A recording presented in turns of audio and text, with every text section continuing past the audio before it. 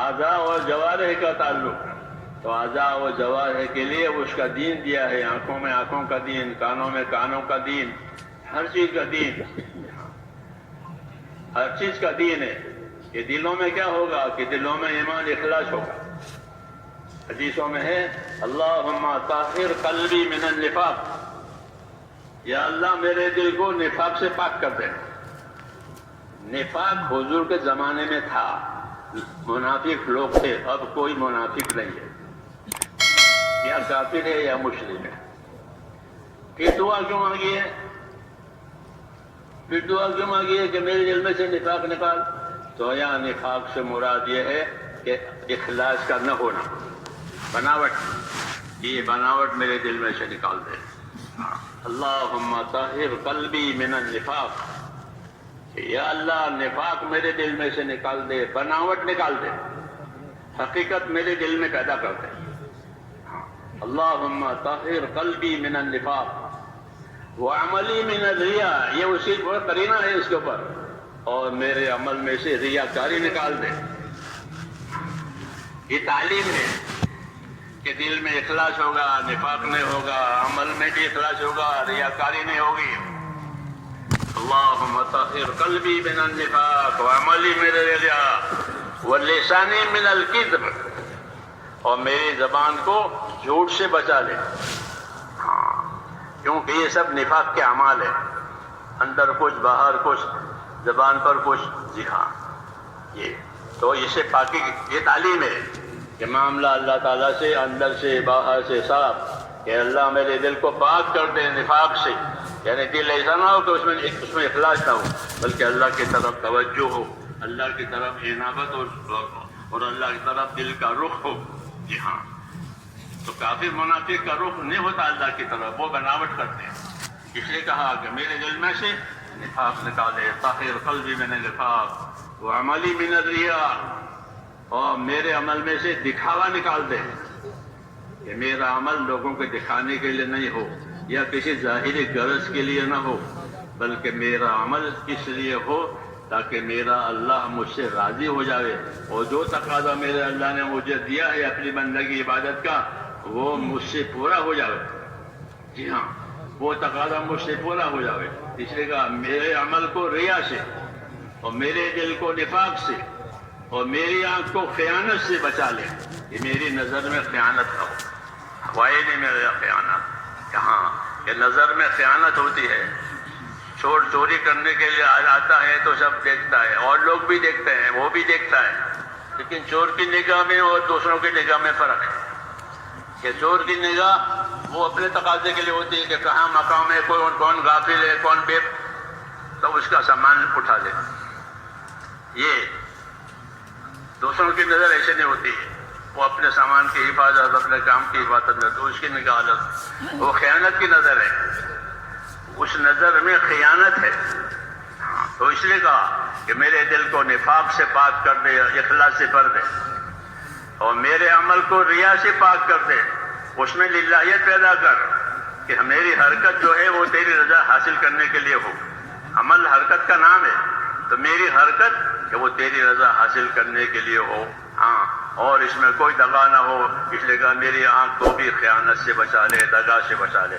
تو زندگی کی صفائی کی یہ شکلیں بتائیے کہ ہماری زندگی میں نفاق نہیں ہوگا، ریاکاری نہیں ہوگی، خیانتیں نہیں ہوگی، تو کیا ہوگا کہ اخلاص ہوگا۔ اللہ کو راضی کرنے کے لیے دل دیا ہے، اور پھر دل کے بعد بدن کے اعضاء ہیں، تو بدن کے اعضاء کو اللہ تعالیٰ نے عمل کے لیے پیدا کیا ہے۔ بدن کے اعضاء سے عمل ظاہر ہوگا، ہاں، اچھا یا برا۔ یہ بدن کے اعضاء قیامت میں جو عمل ان سے ہوئے ہیں ان کی گواہی دیں گے۔ آنکھیں گواہی دے گی آنکھیں گناہوں کی، ہاتھ پاؤں گواہی دیں گے اپنے اپنے گناہوں کی، یہ خود بولیں گے۔ یہ فضائل کی کتابوں میں حضرت شیخ نے بہت تفصیل سے لکھا ہے۔ تو بدن کے اعضاء عمل کے لیے ہیں، بدن کے اعضاء عمل کے لیے ہیں، تو وہ عمل قائم ہو جانے جو مطلوب ہے، اس کے خلاف کوئی عمل نہ ہو۔ یہ تعلیم دی ہے کہ دلوں میں یقین آوے، اللہ کی طرف رجوع آوے، اخلاص آوے، اور اعضاء میں اتباع آوے، اعضاء میں اتباع آوے۔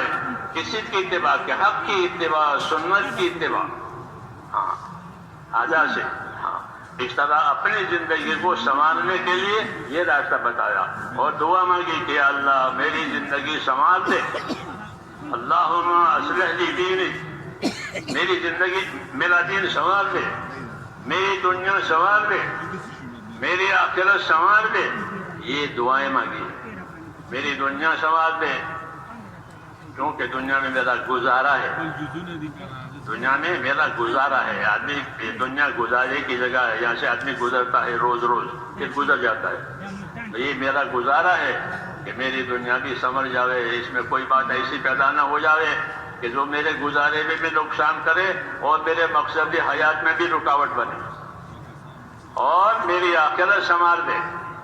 تیسری دعا مانگی کہ یا اللہ میری آخرت سنوار دے، کہ کیوں کہ وہ تو میرا اصلی ٹھکانہ ہے بھی، وہاں سے کہیں جانا ہی نہیں ہے، تو دین سنور جاوے، دنیا سنور جاوے، آخرت سنور جاوے۔ ہاں اس سب کے لیے اللہ تعالیٰ نے رسول کو بھیجا ہے اور دین دیا ہے، یہ دین تو ہے ہی دین، یہ دین صحیح معنی میں آیا، یعنی اندر کا یقین صحیح ہو گیا، خدا کا خوف پیدا ہوا اور جان مال کا استعمال اللہ کے حکموں کے مطابق ہو گیا، یہ دین ہوا، یہ دین ہوا، کیونکہ جان اور مال کی جتنی طاقتیں اللہ تعالیٰ کی طرف سے ہم کو ملی ہے وہ نعمت کے طور پر بھی ہے اور امانت کے طور پر بھی ہے، اس میں دونوں پہلو ہے کہ یہ نعمتیں جان یعنی حیات امانت ہے، ہاں موت تو مصیبت ہے، موت کیا ہے؟ مصیبت الموت، قرآن شریف مصیبت الموت، موت مصیبت ہے، اور حیات کہ حیات نعمت ہے، کہ ہاں حیات نعمت ہے۔ حدیث میں ہے کہ سب سے افضل آدمی کون ہے؟ کہ من طال عمرہ وحسن عملہ، کہ افضل آدمی وہ ہے کہ جس کی عمر لمبی ہوئی اور اعمال اچھے ہوئے، کہ برا کون ہے؟ کہ عمر لمبی ہوئی اور اعمال برے ہوئے۔ تو حیات نعمت ہے، زندگی نعمت کے طور پر دی ہے، ہاں تو جس طرح زندگی نعمت ہے ایسے ہی زندگی امانت بھی ہے۔ امانت ہونے کا مطلب یہ ہوتا ہے کہ ہم اس کے مالک نہیں ہیں، کیونکہ امین آدمی امانتوں کا مالک نہیں ہوتا بلکہ وہ امانت سنبھالنے کا ذمہ دار ہوتا ہے۔ تو ہمارے بارے میں یہ کہا گیا کہ زندگیاں امانت ہے تمہارے پاس، اس لیے وہ زندگی کو کوئی نہ بگاڑے، ہاں زندگی نہ بگاڑے بلکہ زندگی کو سنبھالے۔ زندگی سنبھلتی ہے دین سے اور بگڑتی ہے گناہوں سے، نافرمانیوں سے، اس لیے دین کو سنبھالنا اس کی تعلیم دی ہے تاکہ یہ مصیبت نہ بن جائے، اور ہماری دنیا سنوار دے، یوں مانگا ہماری دنیا سنوار دے، دنیا تنگ نہ ہو جائے ہمارے اوپر بلکہ ہماری دنیا حیات طیبہ بنے۔ یہ قرآن پاک میں ہماری دنیا کیسی بنے؟ کہ ہماری دنیا حیات طیبہ بنے، پاک زندگی بنے۔ قرآن کریم نے اس طرف اشارہ کیا ہے، ہم کو رہبری دی ہے کہ من عمل صالحا من ذکر او انثی وهو مؤمن فلنحینہ حیاتا طیبہ۔ ہماری زندگی پاکیزہ زندگی بنے، پاک زندگی، اس سے پاک، کفر سے پاک، نافرمانیوں سے پاک، تنگیوں سے پاک، عداوتوں اور دشمنیوں سے اور فساد سے پاک، اس نے کہا حیات طیبہ، پاک زندگی۔ پاک زندگی یہ کیا اصول ہیں اور پاک زندگی کی کیا بنیاد ہے؟ تو کہا من عمل صالحا من ذکر او انثی وهو مؤمن فلنحینہ حیاتا طیبہ، کہ جو لوگ نیک عمل کریں گے اس حالت میں کہ ان کا ایمان یقین صحیح ہوگا، یعنی وہ ایمان والے، یقین والے، اخلاص والے ہو کر نیک اعمال کرتے رہیں گے، تو ایسے لوگوں کو دنیا میں جینے کے لیے پاک زندگی دیں گے، حیاتاً طیبہ، پاک زندگی دی جائے گی کہ وہ کفر سے، نافرمانیوں سے، تنگیوں سے اور دوسری قسم کی بلاؤں سے یہ پاک ہوگی. تو زندگی کے پاک ہونے کا زیادہ نفع یہ ہے کہ زندگیاں چونکہ عبادت کے لیے دی ہے اور یہ رکاوٹیں نہیں ہیں تو عبادتیں زیادہ ہوگی. اور یہی اصل اس کا نفع ہے کہ جو زندگی اللہ نے پاک صاف ستھری دی ہے، فراغت دی ہے، تو اس صاف ستھری زندگی اور فراغت کو اللہ کے حکموں پر لگایا اور عبادت میں لگایا. حدیث پاک میں ہے کہ 2 نعمتیں بڑی ہیں جو اللہ کی طرف سے بندوں کو دی جاتی ہے، لیکن ہوتی ہے 2 نعمتیں مگر کھوٹ کھانے والے اس میں زیادہ ہوتے ہیں. اللہ تو نعمت کے طور پر دیتے ہیں دونوں نعمتیں، مگر اس میں لوگ کھوٹ کھاتے ہیں. یہ آگاہی ہے تاکہ کھوٹ نہ کھائیں. جی ہاں، آگاہ کرنے کے لیے یہ اسلوب اختیار کیا گیا تاکہ کوئی کھوٹ نہ کھاوے اور کھوٹ والے راستے پر نہ جاوے. وہ 2 نعمتیں ہیں کہ وہ 2 نعمتیں کیا ہیں جو لوگوں کو ملتی ہیں اللہ کی طرف سے اور لوگ کھوٹ کھاتے ہیں. کہ ایک تو تندرستی ملتی ہے، صحت اس کو کہا کہ ایک تندرستی، کہ اللہ تعالیٰ زندگی میں تندرستی دے، کہ یہ بڑی نعمت ہے. سارے کاموں کا بن جانا اور ادا ہو جانا تندرستی پر موقوف ہے. عبادت ہو، کھانا پینا ہو، کمانا ہو، یہ سب تندرستی پر موقوف ہے. یہ بڑی نعمت ہے کہ 2 نعمتیں بڑی ہیں، ایک تندرستی اور ایک فرصت کہ آدمی فارغ ہے. اللہ نے سب کچھ دے رکھا ہے، کوئی فکر نہیں ہے، نہ حال کی نہ مستقبل کی کوئی فکر نہیں، فارغ ہے ایک دم فری.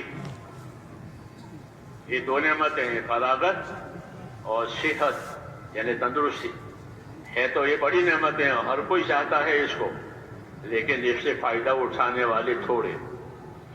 صحت کے زمانے میں ہاں یہ کھانا پینا دوسری موج بھی ہے، اور فراغت ہے یہ فراغت میں آرام کرنا، سونا، فضولیات،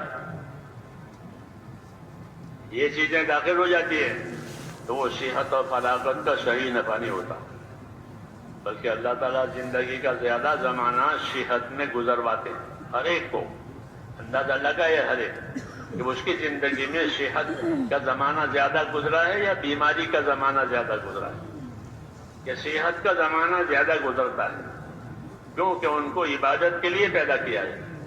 جب عبادت کے لیے پیدا کیا ہے تو عبادت کی استعداد ہونی چاہیے. تو عبادت کی استعداد پہلے ہی ہو کہ تندرست ہو، ورنہ بیمار کیسے عبادت کرے گا. اس لیے صحت کو بڑی نعمت قرار دیا کہ صحت بڑی نعمت ہے، فرصت بڑی نعمت ہے. تو بڑی نعمت کا کیا کرنا ہے کہ ان نعمتوں سے اپنی آخرت بناؤ. یہ تقاضا ہے کہ ان نعمت سے اپنی آخرت بناؤ. اور آخرت بنانے کے لیے دین سیکھو. سب سے بڑی ذمہ داری ہماری میرے دوستوں جو یہ ہے وہ ہم دین سیکھیں. دین سیکھنا ہوتا نہیں ہے، بہت تھوڑا ہوتا ہے. حالانکہ اصل دین ہی ہے کہ دین سیکھو. اللہ سے تعلق پیدا کرنا، یقین پیدا کرنا، پھر اللہ کے حکموں کو بجا لانا، پھر اللہ نے جن جن چیزوں سے منع کیا ہے ان سے اپنے آپ کو باز رکھنا. یہ مطلب ہوتا ہے دین کا. ہاں کہ پہلے تو دین سیکھے. نبیوں کے ذریعے سے جو 2 نعمتیں بڑی نبیوں کے ذریعے سے ہمارے پاس آتی ہے. ایک نعمت ایمان کی ہوتی ہے کہ وہ ایمان کی دعوت دیتے ہیں، توحید کی دعوت دیتے ہیں، آخرت کی دعوت دیتے ہیں. ایمان باللہ والیوم الاخر، کہ نبی پر ایمان لانے کا مطلب یہ ہے کہ اللہ کو اللہ مانے، آخرت کو اللہ مانے، اور پھر نبی کے راستے سے اللہ کی اطاعت کر کے اپنی آخرت بناوے. یہ دین کا خلاصہ. تو یہ ایک بڑی نعمت کہ زندگیوں میں دین آوے. ہاں دین کا تعلق زندگی سے ہے. اس طرح دواؤں کا تعلق بدن سے ہے. دوا وہ فائدہ دے گی جب وہ دوا بدن میں جاوے، اور جو دوا بدن میں نہ جاوے تو وہ فائدہ نہیں دے گی.